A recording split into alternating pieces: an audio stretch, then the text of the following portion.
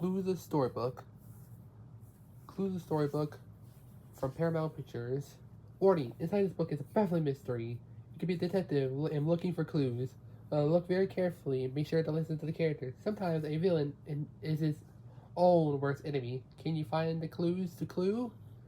Our suspects are Wadsworth, Mrs. Peacock, Professor Plum, Mr. Green, Mrs. White, Yvette, Colonel Mustard, Miss Scarlet, and Mr. Body. 1945. The night was dark and the overcast sky threatened an old car driving down a lonely country road. The driver pulled up to a heavy gate and it blocked the entrance to the mansion. The man, Wadsworth, got out and paused to the gate, glanced at the house. It stood alone on the top of the hill, gloomy, menacing. Wadsworth opened the gate and back in his car, continued slowly up the private drive, leaving the gates open. Then he parked the car, took a key from his pocket, and let himself in the front door. Inside, Wadsworth hangs up his coat, walking through the impossible halls and entering the library. Yvette, the French maid, was setting glasses on the tray. Is everything ready? Wadsworth asked her. Oui, monsieur. You have your instructions, he said. He left the library and crossed the hall to the kitchen. Then he found the cook, a Chinese woman. Is everything all right, Mrs. Ho? Dinner will be ready at 9:30, she replied. At the moment, the doorbell rang. Wadsworth crossed the hall again and opened the front door. Good evening, he said. He led the visitor in. The visitor, a man, was well dressed, and a drive behind him sat on a expensive car. Good evening. I don't know if he began.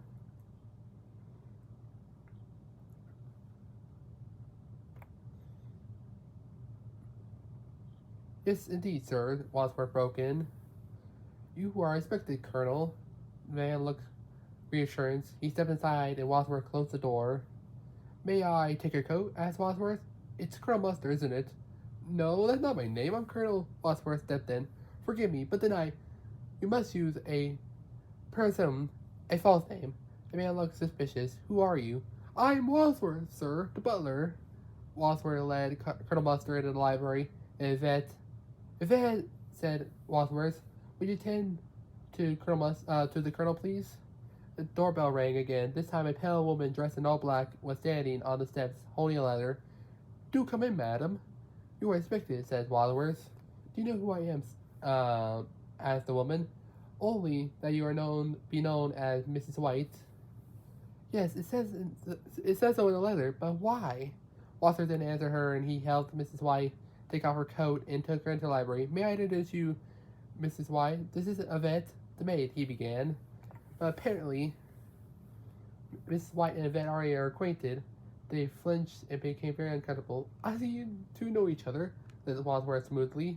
The doorbell rang the third time, and Wadsworth brought Mrs. Peacock, a wealthy woman, wearing a fur stolen and jewels, into the library. He introduced her to the others. A fourth guest arrived with Mr. Green, a tall, slim, dapper young man. Is this the right address to meet Mr. Body? He asked when Wadsworth opened the door. Wadsworth nodded. He took Mr. Green to the library. When the doorbell rang a fifth time, Miss Scarlet and Professor Plum have arrived. Wadsworth looked surprised when he opened the door. I didn't realize you two were acquainted, he said. We weren't, said Mrs. Scarlet. My car broke down. The professor just happened to come along and pick me up.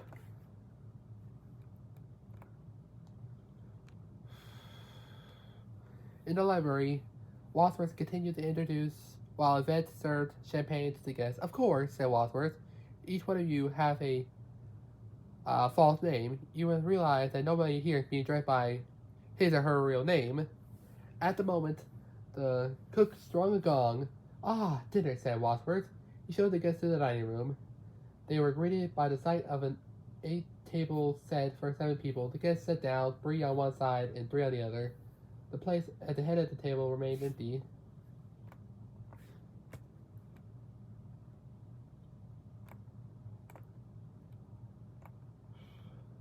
Yvette walked around and served soup to the guests. As she passed the empty chair, Colonel Mustard asked, So, who is that for? For the 7 guests, Mr. Body, replied Wadsworth. I thought Mr. Body was our host, said Mrs. White. So did I, exclaimed the other. Who is our host? Wadsworth, asked Mrs. White. Wadsworth was busy pouring wine and didn't answer. When the vet left the dining room and the guests ate in silence, after a minute or two, Mrs. Peacock said, "Well, I got to break the ice, so it might well be me. I mean, I'm used to being the hostess. It's part of my husband's work. I have absolutely no idea what we're doing here, or what this place is about, but I'm determined to enjoy myself." "You say you used to being a hostess and part of your husband's work," asked Mrs. White. "Yes, it's just part of your life when you're the wife of a," to be honest. But then I forgot. We're not supposed to say who we really are we? Silent Mr. Green was staring at Miss Peacock. At last he said quietly, "I know who you are." "How do you know that?" asked Miss Peacock. "I work in Washington too," replied Mr. Green. Washington, replied Professor Plum, looking at Miss Peacock. "So you're a politician's wife?" "Yes, I am," said Miss Peacock calmly. "Come on, then. Who's your husband?" asked Colonel Mustard. Before she could answer, Wadsworth and Yvette entered the dining room, and collected the empty soup bowls and left. "And what does your husband do?" Miss Peacock asked Mrs. White. "Nothing. He just lies around on the back all day." At the moment, a pale panel on the wall behind the guest opened. It was covered to a hatch connected to the kitchen, and the cook was preparing it dinner. Yvette placed the main course in it, and Wadsworth came back in the dining room and began serving the dishes to the guests. Miss Peacock tasted her carefully. "Delicious," she said, glancing down the hatch. "This is one of my favorite recipes."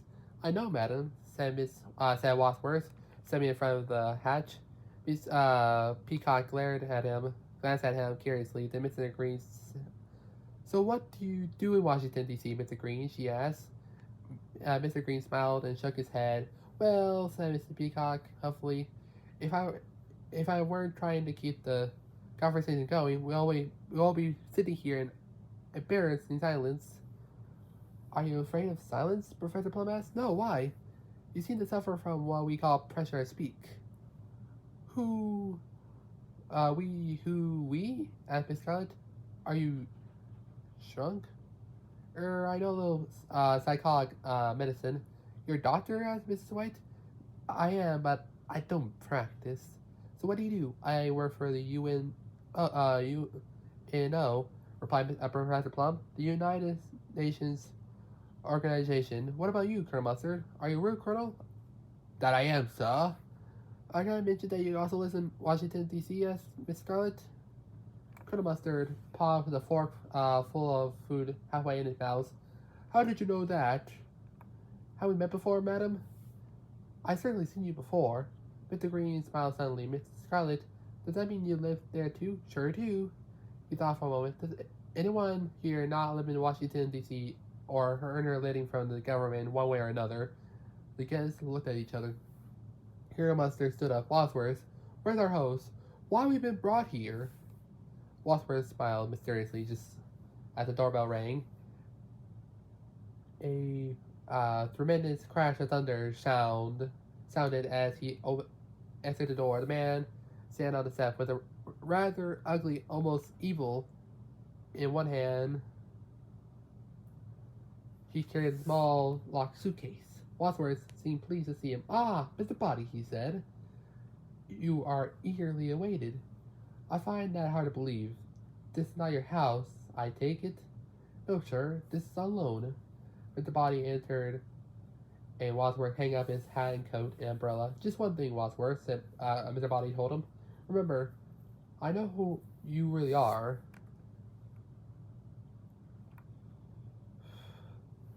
Wadsworth ignored the remark. "Shall I take your bag?" "No, I'll leave it here till I need it, as you wish. It contains evidence, I presume." "Surprises, my friend," replied Mr. Body. "It contains surprises." Mr. Body placed the bag under the coattails while Wadsworth locked the front door from the inside and dropped the key in his pocket. "May I see the key?" asked Mr. Body. "Over my dead body, sir." Mr. Body smiled sadly as Wadsworth led him towards the dining room, where they entered. The guests looked curiously at the newcomer. "Ladies and gentlemen," announced Wadsworth.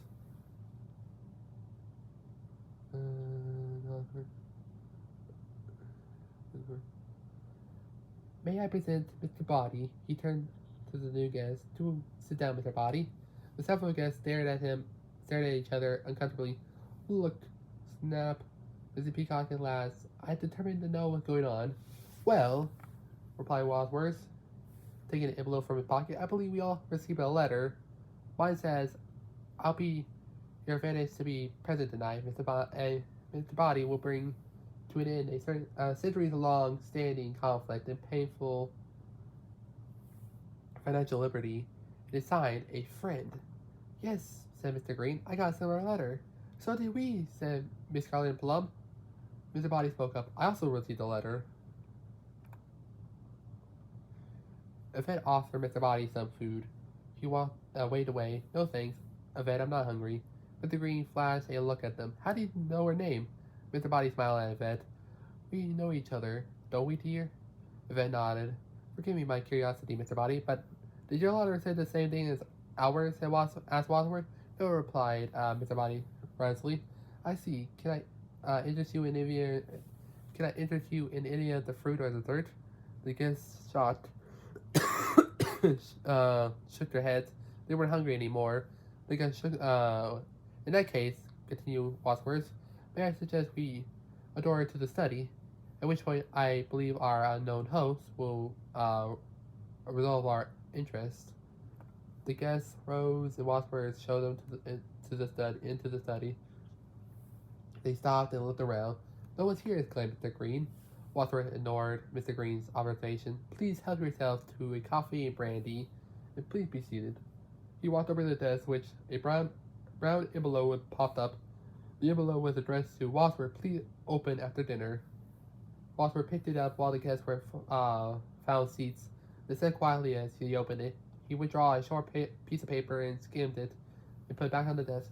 Ladies and gentlemen, says Wadsworth, I am instructed to explain that you have all in common, unless you care to do so, Mr. Body.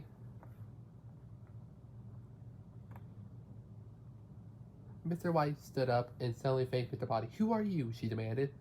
Mr. Body rose too. We all been dragged here for nothing, he told the other guests. It's a hoax. I suggest we leave. I'm sorry, sir, but you cannot leave the house, said Wadsworth. There's no way out. You're prisoners. How dare you? Cried Mr. Body. The guests looked anxious. Ladies and gentlemen, please, said Wadsworth. All will be explained as I said.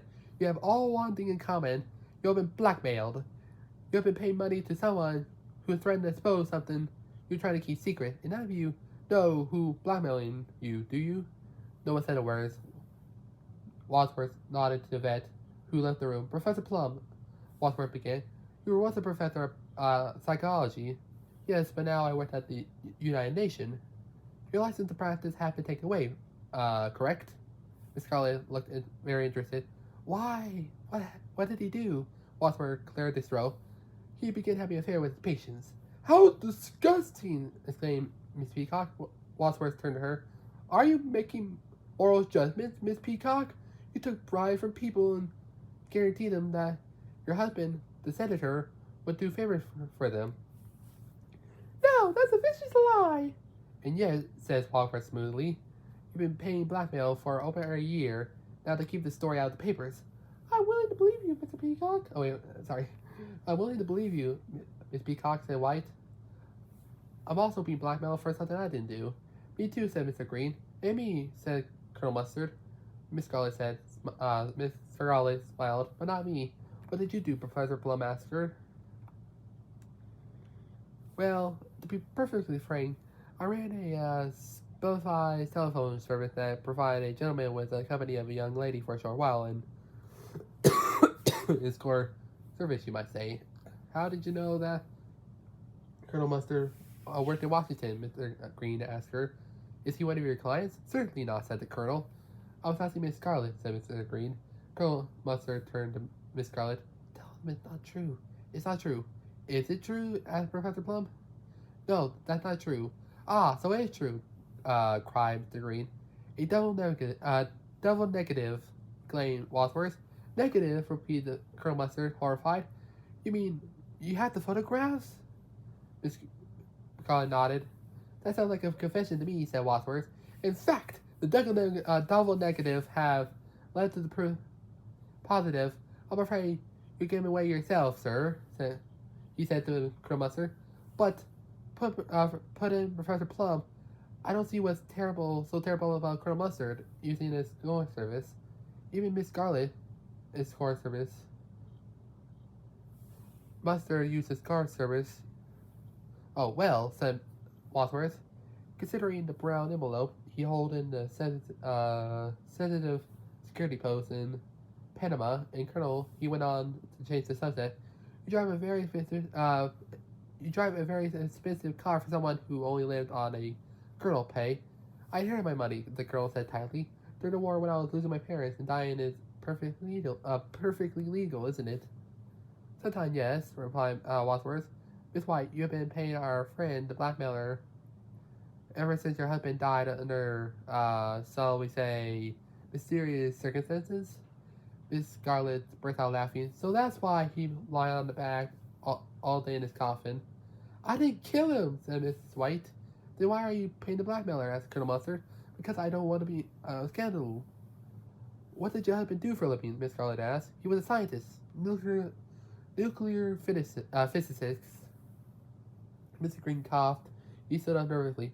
I have something to say. I'm not gonna wait for Wadsworth to unmask me. I work for the State Department, and I'm engrossed in a relationship that I have been keeping quiet, sort of an affair.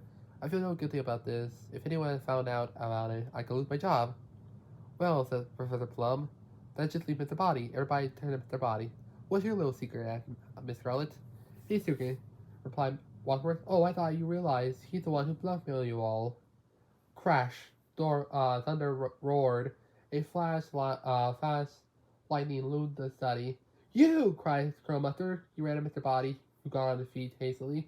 Wadsworth stepped between them. Colonel, please, don't do anything that rough. But it was too late. The Colonel and Mr. Body began fighting. Wait! Wadsworth shouted. The police are coming. Instantly, the five stopped. Everyone began to talk at once. The guests surrounded Wadsworth, panicking. Listen, the butler explained the butler. Blackmail depends on society. You have all admitted that Mr. Body had been blackmailing you. If you tell the police that he's been convicting you, and your trouble will be over. But the guests still look horrified. You see, Wadsworth, gasped Mr. Body. It's not so easy. They'll never tell the police. Then I shall, replied Wadsworth crisply. This conversation has been tape recorded. Sure enough, although the guests couldn't see her, Yvette in the billiard room, monitoring a huge tape recording device in the billiard room, a monitoring hall tape recording device. Ladies and gentlemen, continued Wadsworth, the police will be here in 45 minutes. If you tell them the truth, Mr. Body will be ending up behind bars. The guests were still in a panic. Mr. Body headed towards the door of the study. Where are you going? Asked Wadsworth. I think I can help them make up their minds. Can I get my bag from the hall? First time this evening, Wadsworth looked worried. When Mr. Body returned, he sat the bag on the desk and opened it. Inside were 6 gift wrap packages. He handed one to each guest. Open them, he asked. He poured himself to a glass of brandy and sipped it. Miss Scarlet shrugged. Why not? She unwrapped the box and moved a hastily based candlestick. And the other guests opened their boxes, received a length of rounded rope. Colonel Mustard got a wrench. Mr. Green got a lead pipe. Miss Peacock got a dagger, and last, Professor Plum opened his gift with a gun. Each one of you, said Mr. Body, has a legal weapon. If you go to the police, you'll be exposed and humiliated. I see to that in court. But if one of you kill Wadsworth now, no one but the 7 of us will know. Mr. Body flickered a light switch. The study suddenly went black.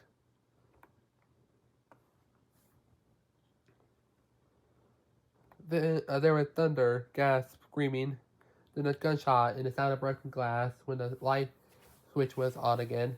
Mr. Body was laying on the floor, face down on the floor. Everybody rushed over to him. Is he alive? Asked Miss White. Stand back, said Professor Plum. He bent to the end of Mr. Body. Then he looked up. He's dead. Who had the gun? Asked Miss White. I did, said Professor Plum. So you shot him, cried Miss Peacock. I did, look! There's no gunshot wound.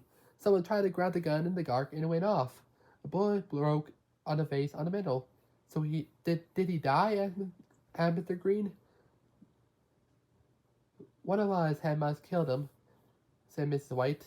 Everybody looked nervously at each other. I need a drink, said Mrs. Peacock shakily. She poured herself some brandy and sipped a little. Maybe he was poisoned, Professor Plum suddenly explained. Miss Peacock dropped her glass and began screaming. She didn't stop until Mr. Green slapped her in the face.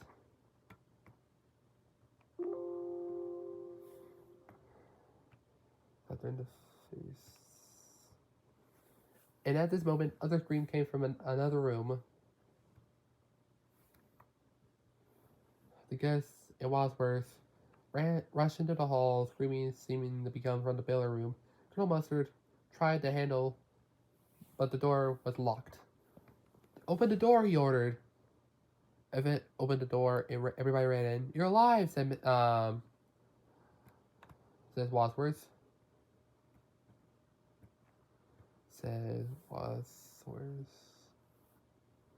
Why are you screaming in here all by yourself? Because I'm frightened, she explained. I hear you all. What just happened? I don't want to stay here alone.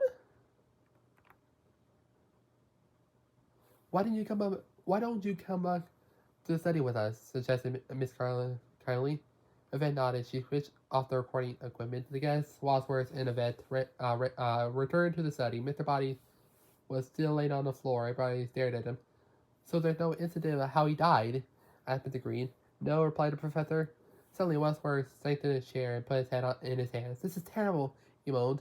This is not all what I intended. What you intended? Replied Mrs. White.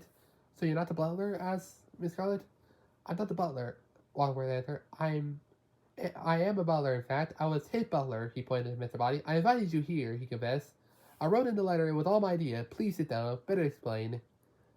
I was Mr. Body's butler, but it was not his death that brought my employment to an end. Oh no, it was when my wife ended her life.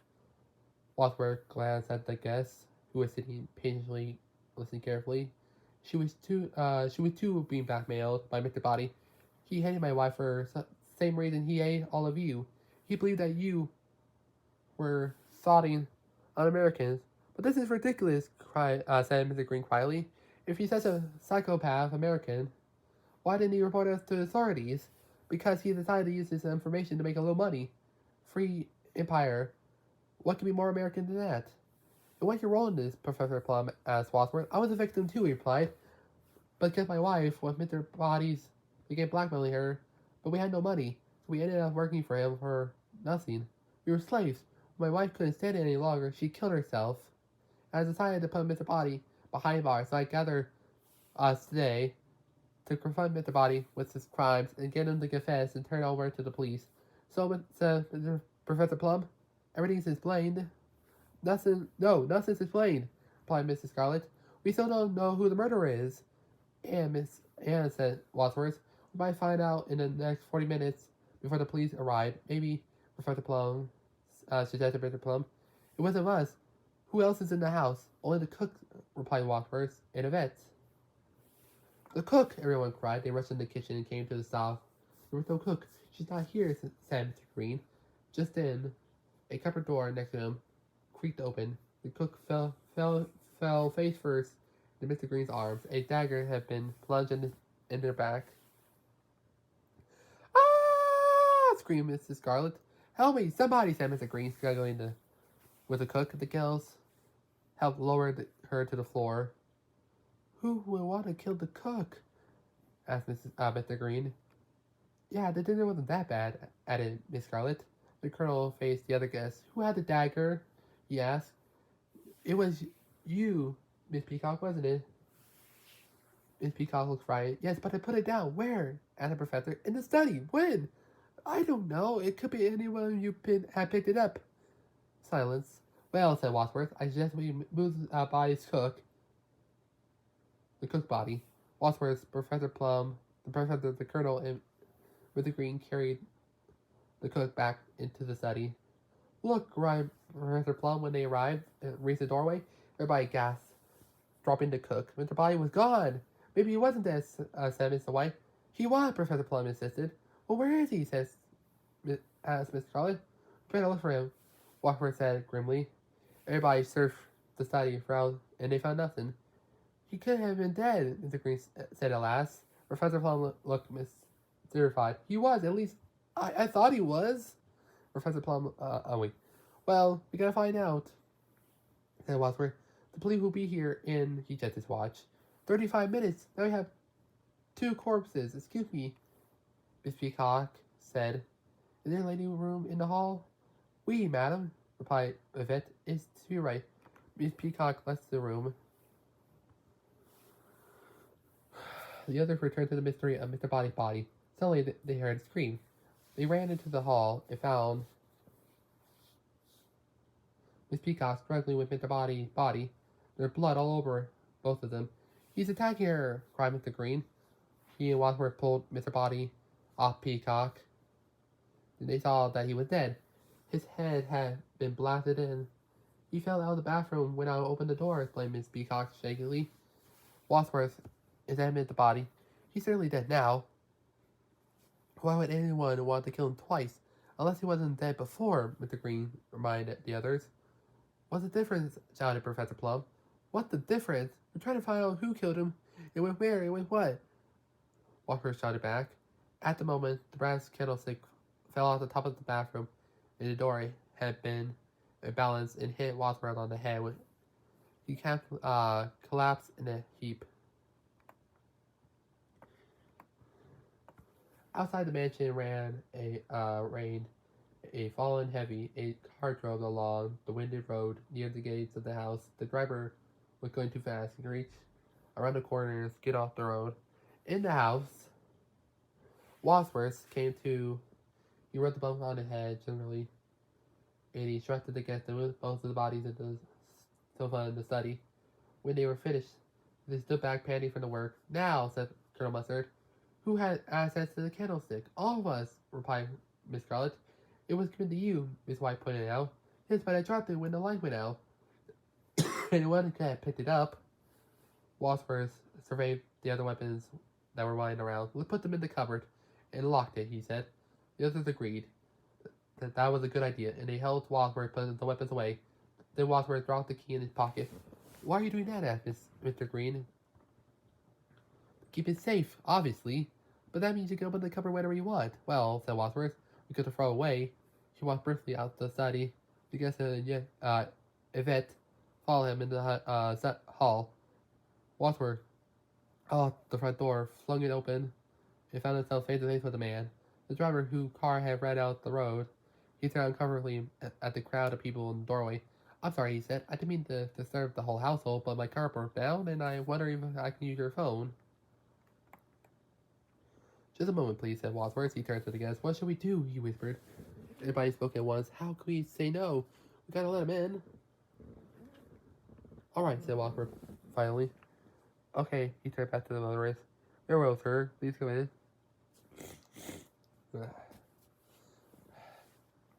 Wadsworth led the man to the lounge.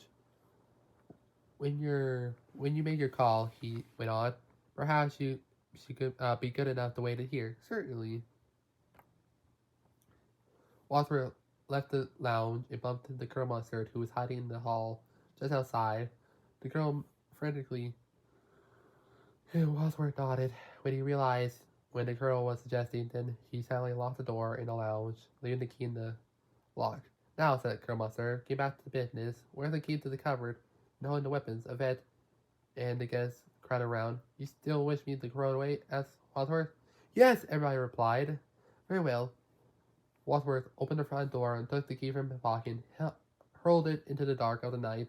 Then he closed the door. What now? We got 25 minutes left to the police get here. Let's discuss this calmly, said Colonel Mustard. Everyone, into the library. When they were settled, the colonel said, perhaps we should have someone else in the house. I suggest we split up and search the house before the police get here. Since we haven't much time, let's spin the pairs. Very well, said Wadsworth. Let's draw He allowed partners. He led the guests in the kitchen. Then he took some long matches from the fireplace and broke them into shorter pieces. He held them and the guests could not tell their lengths. Ready, everybody? Shall draw a match. The shortest will be paired with the next shortest and so forth. The guests nodded and began choosing the matchsticks. They were finished. Wadsworth was paired with Miss White, Yvette with Mr. Green, the Colonel with Miss Scarlet, and the Professor with Miss Peacock. Very well, let's go, said Wadsworth, checking his watch. And so the search began.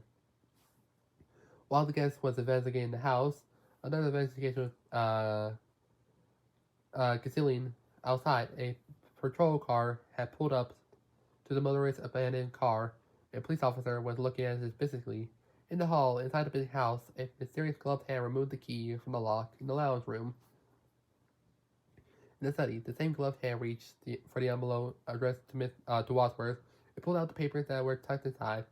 It flipped it slowly through the stack of the glossy photographs of one of Mr. Body's, one of the cook, one of Mr. Green, one of the driver who had came to the house. He was sitting at the wheel of the jeep, dressed in army uniform. The gloved hands, everything back in the envelope and tossed the pack of paper into the fireplace. Then insert the key into the lock of the cupboard where the weapons were stored and opened the door. In the lounge, the motorist was talking on the telephone. I'm a little bit nervous. I'm in this big house. I've been locked up in the lounge. The funny thing is, there's a whole group of people here having some sort of party. And one of them is my old boss from... He never got to finish the sentence. A gloved hand was holding a wrench and whacked... holding the wrench and it was whacked into the driver on the head. He fell to the floor, dropping the telephone. The guests continued to church. Colonel Mustard and Miss Scarlet sit in the conservatory. The colonel found the light switch and flipped it. At first sight, two guests noticed nothing unusual until Colonel Mustard said, "Look, a panel on the wall on the side of one of the rooms was slightly ajarred." Miss Scarlet opened it and stepped aside, leading down into the pitch darkness. "It might be a secret passage," she whispered. "Shall we see where it leads?" Colonel Mustard nodded. He turned on the flashlight he brought. "Well, here we go." He stepped down, and Miss Scarlet followed him. They reached the bottom of the stairs and inched their way through a clumsy, narrow stone passage. There a wounded in all directions. At least they reached the other stairway, climbed to the top. Just before they pushed open the door led into the lounge. A gloved hand switched all of the lights. The Colonel and Miss Scarlet in her room, illuminated only by moonlight, fluttering through the shattered windows. "Why is it so dark in here?" asked the Colonel. "Because there's no lights," asked Miss Scarlet. Suddenly, she screamed and stumbled forward as someone pushed her. The Colonel dropped the flashlight. It flickered out, and Miss Scarlet fell to the floor. "What happened?" asked Colonel Mustard. "Did you push me?" replied Miss Scarlet. "No, are you hurt?" "No, I fell over, but I landed on something soft." She fell around and gasped. "It's a body. Who is it?" Across the room, the flashlight was turned on. It moved slightly. The Colonel made it dive for it. The flashlight was held by a gloved hand. It fell through the air and slid across the floor. "The murderer's in here!" screamed Colonel Mustard. "Help! Help! Help!" shrieked Miss Scarlet. Wadsworth, Yvette, and the other guests came running. They all collided in the hallway. "Who's screaming?" asked Miss White. "Where's it coming from?" asked Mr. Green. "The lounge!" cried Wadsworth. Everybody ran to the door. It was locked. "The key's gone!" Mr. Green shouted. He banged on the door. "Let us in! Let us in!" Miss Scarlet and Colonel Mustard banged on the other side of the door. "Let us out! Let us out!" "Wait, I know," said Yvette. She ran into the study and returned with a few seconds later with a gun in her hand. Tripped and fell, the gun went off accidentally, and everybody dove for the cover. But Yvette never stopped moving. She raced to the door and blew the lock off and with two more gunshots. "Come." "Ow," she said calmly. Dropped the gun. The door is open. The Colonel Mustard opened the door, and Miss Scarlet turned on the lights in the lounge. "Look," she said. Everybody peered through the doorway and at the dead motorist. Which one of you killed him?" asked Miss Peacock. Colonel Mustard was outraged. "Killed him? We found him together! There's a secret passageway from there's a secret passage from the conservatory," added Miss Scarlet. "See?" Thank goodness you were able to get out, Yvette, said the colonel. Everybody turned to Yvette. Suddenly they all began staring at the gun. Is that gun from the cupboard? Asked Peacock. Well, the cupboard was locked, said Professor Plum. No, replied Yvette. It was unlocked. See for yourself. The guest ran into the study. The key was in the lock. The door stood open. At that moment, the doorbell rang. The guest and watched for Yvette froze with fear. Maybe they just go away, whispered Miss Scarlet. Silence. Then, ding dong. I'm gonna open it, said Mr. Green. There's nothing to hide. I didn't do it. With the others at his heel, he rushed out of the study and opened the door. Outside, a policeman was standing outside. Good evening, sir, he said curiously. Mr. Green slammed the door in his face. He paused for a moment, thought for a moment. Then he opened the door. Yes? The policeman cleared his throat. I found an abandoned car near the gates of this house. Did the driver come here for help by any chance? Well, actually, yes, said Mr. Green. Even though everybody behind him was saying no. So the cop looked suspiciously at the crowd of people. Can I come in and use your phone? Yes. Wadsworth stepped forward. Of course, you may, sir. You may use the one in the lounge. No. Use the one in the study? No. You could be kind enough to wait in the library? Dead bodies everywhere. Sure, said the cop. He stepped aside and his eye fell on Yvette. Don't I know you from somewhere? He asked her. Yvette shrugged nervously. Miss Scarlet hurried to the lounge and Professor hurried to the study, and both of them slammed the door. You all seem very anxious about something, the cop nodded. Notice. Wadsworth showed the cop into the library and shut the door and locked it. Hurriedly, he left the key in the lock. He ran into the hall and faced the panic-stricken guests. What now? In the library, the policeman realized he had been locked in. He jiggled the doorknob. No luck. He crossed the room to a phone. Just as he about to lift the receiver, the phone rang loudly. The policeman jumped. Then he answered it. Hello? Yes? It was, shall I say, who shall I say is calling? Oh, yes, he said sarcastically. I am Harry Tubman. The voice on the other end of the line began to sound angry. Okay, sure, said the policeman. I apologize. He ran into the door again, then yelled, Let me out of here! You have no right to shut me in! At the pod, the door was open. Wadsworth, Yvette, and the guests stood together. The cop eyed them. What's going on here? Why did you lock me in? And why are you receiving a phone call for J. Edgar Hooper? J. Edgar Hooper? Wadsworth replied. That's right. The head of FBI. The fellow brother of investigation. Olga cried. I don't know, exclaimed Wadsworth. He hurried into the library and answered the phone. The cop looked at the guest standing nervously in the hall. What's going on here? Yes, we're having a party, Miss Carley said guiltily. Oh, said the cop with a side grin. I get it. Just having a good old time, huh?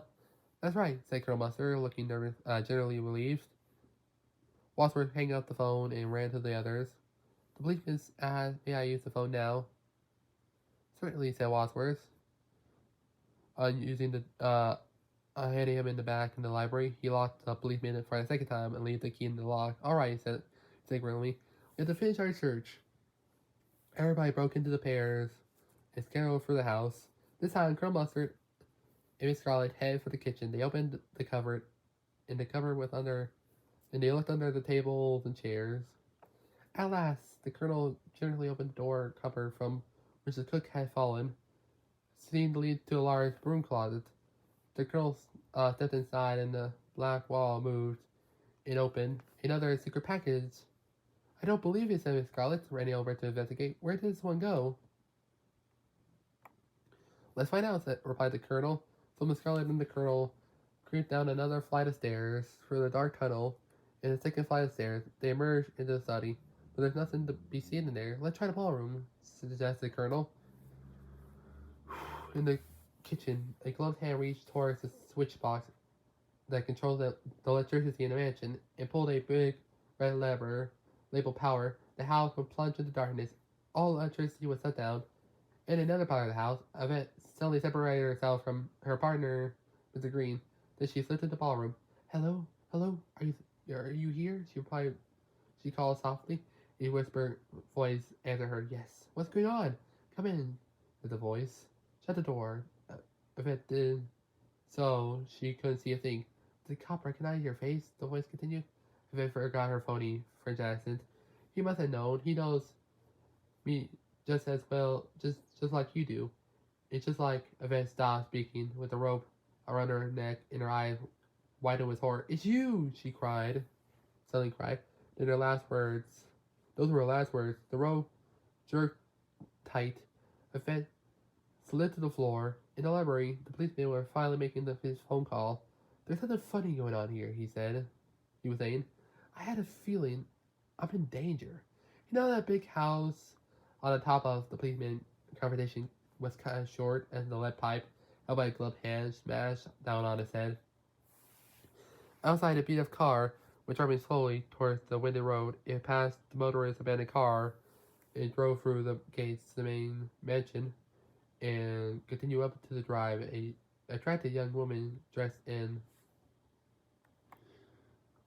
Western Union uniform parked the car and glanced outside the house. It was in total darkness. She stepped outside and rang the bell. After a few seconds, the door opened slowly. I am, the woman began to sing. You're singing telegram. Bam! A shout rang out. The woman's knees buckled, and she slid to the ground. The door was slammed shut. The guests heard the gunshot, ran from a different part of the house. Wadsworth dashed in the kitchen, pushed the power lever up. The lights came back on. Everybody met in the hall. Together, they began to check the rooms in the bowler room. Then they saw Yvette lying on the floor, strangled, the noose still around her neck. Dazed, they turned and saw the corpse of the cop in the library. 2 murders, whispered Mr. Green. And neither of the victims shot at Professor Plum. I thought I heard a gunshot. So did I, said White and Peacock. I heard the front door slam, Miss Carly commented. Colonel Mustard gasped. The murderer must have run out. Let's see, Wadsworth said urgently. They ran to the door, and Wadsworth threw it open. There lay the body of the young woman, a bullet hole in her forehead. 3 murders, said Wadsworth. 6 altogether, Mr. Green added. Something suddenly occurred to Wadsworth. He dashed into the lounge, and the guests followed him. He looked around on the floor. No gun, he said. Yvette dropped it here, remember? Now it's gone. The guests suddenly looked suspicious at one another. Very well, said Wadsworth quietly. I know who did it. You do? Said the others. Wadsworth nodded. And furthermore, I'm going to tell you how it was done. Please follow me into the study.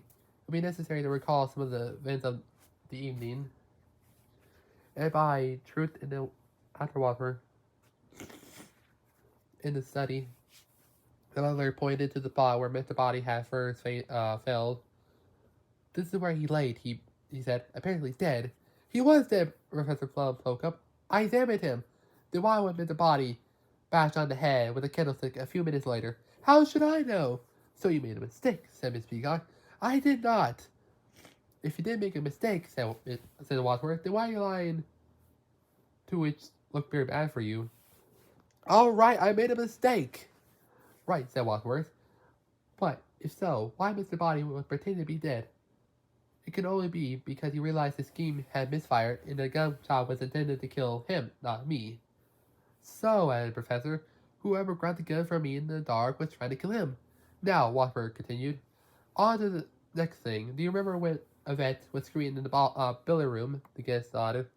When she opened the door as we grounded around, none one of us were there. One of us wasn't there. The question is, which one? Because that person was murdering the cook.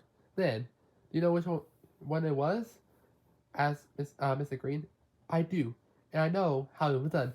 We stood there trying to claim Yvette was one of us staying in the study picking up the knife, ran into the kitchen, stabbed the cook, but we might have seen him come back. Professor, Peacock. Not if he used the secret patches. Miss Peacock, Mr. White, Mr. Green, and Professor gasped at Wadsworth showing them the secret patches that the Colonel Miss Scarlet found.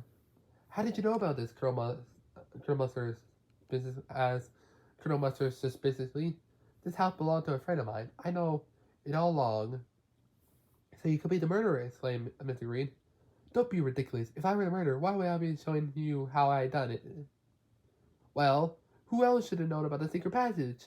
Miss Scarlet and I, replied the Colonel, but we didn't murder the cook. What I don't understand, said Peacock thoughtfully, is why the cook was murdered. She had nothing to do with Mr. Body. Of course she did, answered Wadsworth. Everybody gathered here tonight was involved with Mr. Body. The cook and Yvette were his accomplices. They got Mr. Body's information. They found out the secret for him. So whoever knew that, said Colonel Mustard, is the one who killed the cook. Right, replied Wadsworth. I know that the cook once worked for one of you, and, he added, turning to Mrs. White, you recognize that, didn't you? I don't deny it. Yes, my husband had an affair with her, but I didn't care. I wasn't jealous. And you know that too, didn't you? Wadsworth accused Miss Scarlet. Yes, she worked for me. You also knew her, Colonel Mustard. What are you suggesting? The Colonel asked nervously. We have already established that you were one of Miss Scarlet's so-called clients, replied Wadsworth. Perhaps those photos were of you and Yvette together.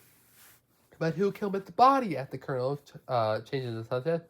Well, answered Wadsworth, whoever wasn't with us when we found the cook's body, murdered, left for the secret passage, hit Mr. Body, the cook's body was murdered. Oh wait, with the candlestick and dragged into in the bathroom. What about the motorist? Said Professor Plum. How did someone get the key to the cupboard and to the weapons were stored in?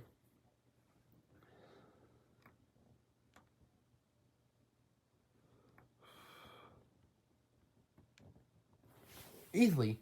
When we huddled together at the door, deciding whether to let the man in, someone took the key out of my pocket and substituted it for another one. Anyone could have done that.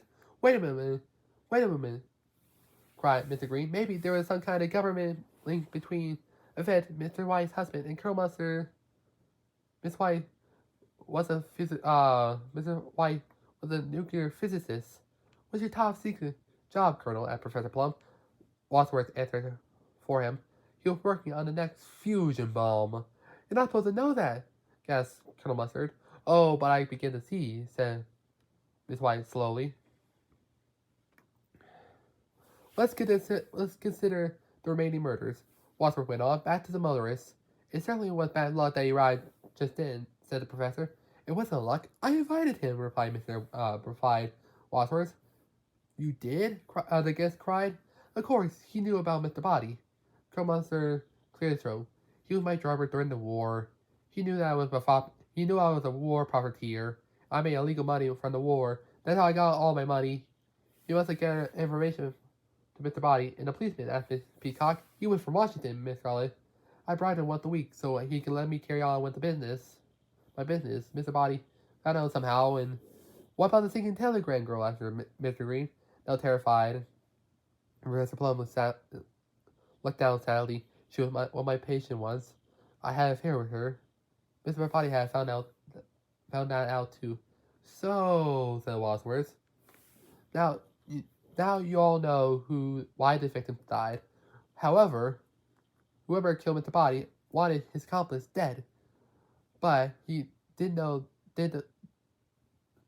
But how did the murderer know all of them? Asked Professor. I mean, until this evening, I had never even met Mr. Body. There's against murder in agreement. I get that too. I'll get to that. But first, the murderer got a weapon out of the cupboard. Then we all followed Colonel Mustard's suggestion. Then we split up and searched the house. And after we split up, Professor Plum said Professor Plum, there are 4 more murders. And who suggests that we locked the motorist in the lounge? The Colonel, replied Wadsworth. Colonel Mustard looked gloomily at everybody. Then we drew lots. Wadsworth went on. It split up. One of us got away from his or her partner. It came to the study. And here on the desk was an envelope containing evidence from Mr. Body's information Where's the envelope now? Miss White wanted to know. Destroyed. Probably in the fire. Ding dong. The guests looked at one another again. Who else could possibly come to the door? Whoever it is, said Miss Peacock hysterically. They gotta go away or they'll be killed. She ran to the front door and opened it. An elderly man stood there with a handful of pamphlets. Hello, would you like to buy? Go away, screamed Miss Peacock. She slammed the door in his face and turned to the others, who, as usual, glanced at the hall. Wadsworth, she explained. Enough!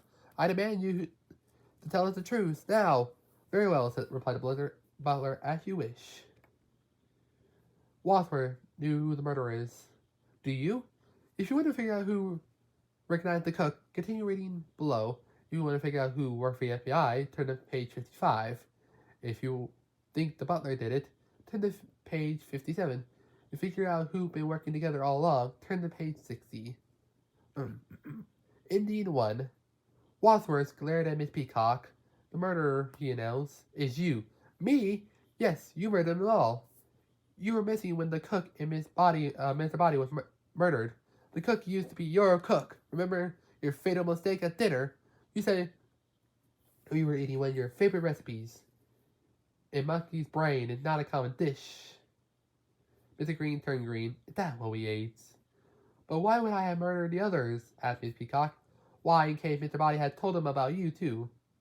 Oh, said Professor Plum. So it had nothing to do with Mr. White's husband or government secrets. No, agreed Wadsworth. Miss Peacock did it all. There's no proof, said Miss Peacock. Very well, said Wadsworth with a sigh. The gun is missing now. Whoever has it in the murder. Miss Peacock suddenly drew the revolver from her purse. All right. What are you going to do about it? The other guys backed away from her. But not. Whisper, doesn't he replied. It seems to me that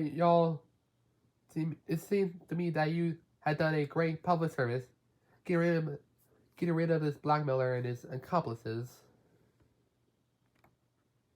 What about the police? Asked Mr. Green. Oh, nobody's called them, replied Wadsworth with a smile. Now, I suggest we should stack the bodies in the cellar and get out of here. The guests, increasingly nervous in the hall. Miss Peacock kept the gun trained on them. I would like to leave first, if you please. What does the authorities find out? The colonel asked. The FBI will take care of that. Yes, said Wadsworth. The phone call from J. Edgar Hooper was for me. I work for him, of course. How can I know all about you? There's something I still understand, Colonel Mustard. Who was Mr. Peacock taking bribes from? A foreign power. Her husband had a lot of influence. Is this going to be a cover-up? Oh yes, nothing will be gained by exposing the scheme, said Wadsworth. Miss Peacock, looking somewhat relieved, backed out the front door. A figure appeared in the darkness behind her. Miss Peacock, why are you holding a gun? It was the elderly salesman. Oh, said Miss Peacock with an embarrassing laugh. I don't know. She turned around, setting the gun on the stones beside, and walked to her car. Then she turned to the man. How did you know my name? He laughed, then he picked up the revolver and shot Miss Peacock dead. Searchlights flattered on the FBI agent. The policeman rushed out of hiding places. Wadsworth, cried the salesman. All clear. Wadsworth and the guests ran out to the porch. I got her, says the salesman. She who lives by the gun shall die by the gun. Wadsworth nodded. We always get our man. The end.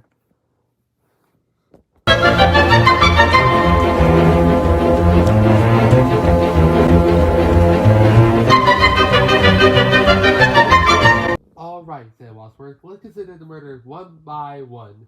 Professor Plum, you fired the gun at Mr. Body in the dark and missed. You knew he was alive at first, but you pretended he was dead. Then you killed him later unobserved. That's right, exclaimed Miss Scarlet. He was the one who was missing when we found the cook. But then, when he had the time to get the cook, added the Green. He was with us in the billiard room when we found a vet. He did it. Miss Peacock did. The cook used to be her cook, remember? Her fatal error at dinner. Miss Peacock said she was eating one of her favorite recipes. Yet, monkey's brain, it's not a common dish. Is that what we ate? Said Mr. Green, turning green. Then Wadsworth went on. Colonel Mustard took the key to the cupboard from my pocket, got the wrench, separated briefly from Miss Scarlet. When we were searching the house, he killed the motheress, and Colonel Mustard opened his mouth but he couldn't say a word. And you, Mrs. White, you were just a bit of a vet. After all, so you snuck off to the basement during our search and turned off the lights and took care of the maid. You're right, said Miss White temperately. I did kill a vet. Next, Miss Scarlet seized the lead pipe and got rid of the policeman. She'd been bribing. True or false? True, said Miss Scarlet admittedly. So Miss Green had shot the singing telegram girl. The professor deduced. Wrong, said Wadsworth. I killed her. You? Croaked the guest. So will you, Mr. Green. Spoke up. I was going to expose you. I know, replied Wadsworth, so I choose to do it myself. You all thought Mr. Body was dead. He went on. But why, none of you ever met him till tonight. You're Mr. Body? Exclaimed Mr. Green. Then who did I kill? Asked Professor Plum. My butler. I didn't need him. And I don't need any of you. But I'm grateful to you for the boasting my network of spies and the informants. Now there's no evidence against me. So that is why you told me about the secret patches, said Colonel Mustard. This had nothing to do with Colonel Mustard or the government secrets, asked Miss White slowly. No, agreed the funny butler. That was a false lead, Mr. Green snorted. The police will be here any minute. No, they won't, Wadsworth smiled evilly. Nobody call them. So let's just get away with it. What we've done. We'll set the bodies in the cellar and walk quietly. You would continue to blackmail us? Said Mr. Green. Of course, why not? Why not? Mr. Green suddenly pulled a gun from his jacket and shot Wadsworth. Because I'm a plant, he told the astounded guest. I work for the FBI. The phone call from J. Edgar Hooper was for me. Bang, bang! The gunfire exploded at the front door. The elderly salesman burst in, followed by a stream of cops. They all arrested the guest except Mr. Green. Who done it? Asked the old man. Everybody pointed at everyone else. He did, she did, they did. They all did it, announced Mr. Green. But if you want to know who killed Mr. Body, I did. In the hall, with the revolver. Okay, Chief, take him away. My work here is done. Mr. Green left the mansion. The end.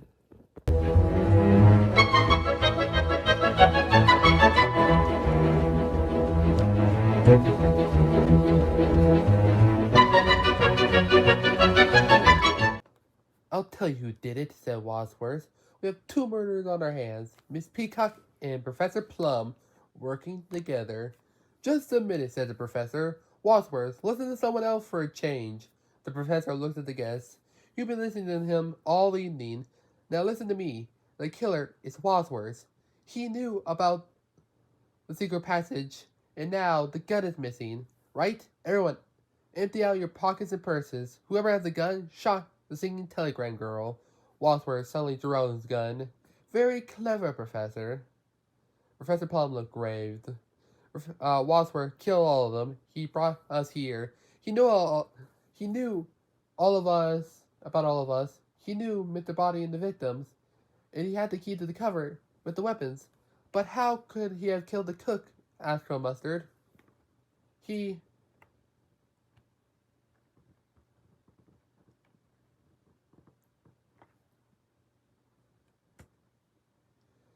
was with us when Yvette was screaming. I thought the cook was killed. Wadsworth smiled. I killed her earlier, while Mr. Body was laying on the floor in the study. It took no time. I used the secret passage to the kitchen. Well, said Mrs. Wife huffily, the police will be here in a minute. No, replied Wadsworth. Nobody called them. The guest gasped. Why did you do this? Squeaked Mrs. White. Because, answered the mad butler, my life has been in a struggle for perfection. I tried to be the perfect husband, but my wife killed herself. I tried to be the perfect butler, but I killed my employer. So I resolved that at least it would be the perfect murder, but no fun without an audience. Then you did commit a perfect crime, said the professor. You have 6 witnesses to your confession. Not for long, laughed Wadsworth. Soon there'll be 12 bodies. The champagne you drank was poison. You'll die if you don't get the antidote in 3 hours. And I'm leaving now. He ran around the house, ripping all the phones out the wall. You can't escape, and you can't call for help. In the midst of Wadsworth's frenzy, the doorbell rang. Don't move, any of you, said Wadsworth, was suddenly serious. He dashed to the door, and there stood the elderly man. Wadsworth aimed the gun at him. Ram, yo! Man lunged at Wadsworth, and the gun went off. Several policemen appeared and busted into the house. Help! Screamed the guest. We've been poisoned! But the cops were not sympathizing.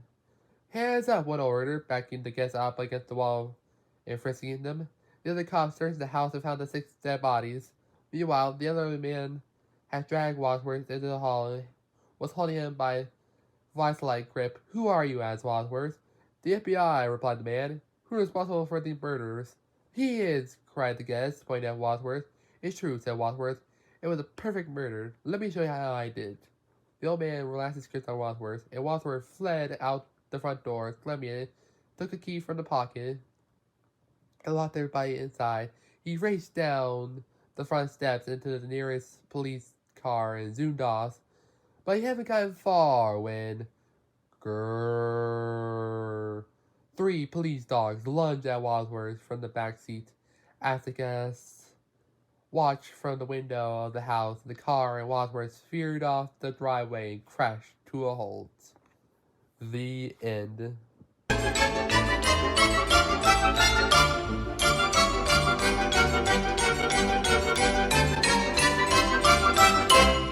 First of all, says Wadsworth, none of us killed Mr. Body or the cook.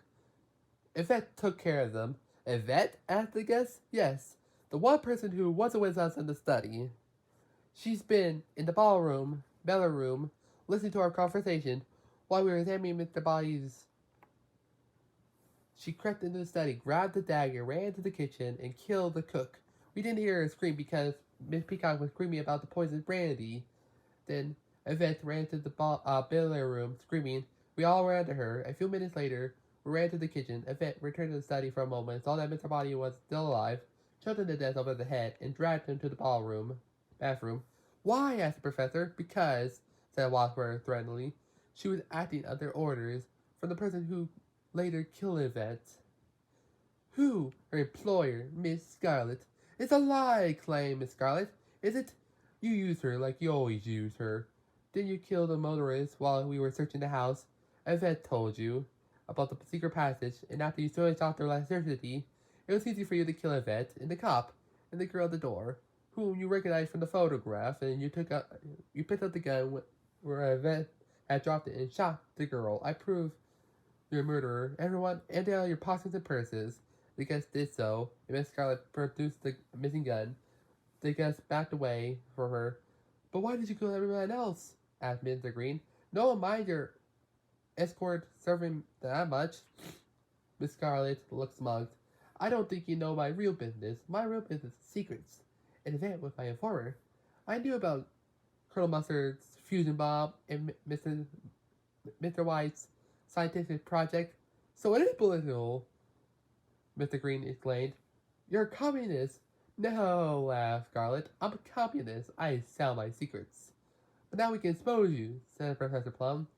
In doing so, all you will be exposed, Miss Scarlet pointed out. Wadsworth suddenly spoke up. Not so fast. I had a secret or two. Like what? The game's up. There's no more bullets in that gun. You think I'm gonna fall for that old trick? It's not a trick. All 6 have been shot. There's 1 shot at Mr. Body. 2 went off accidentally when Yvette tripped.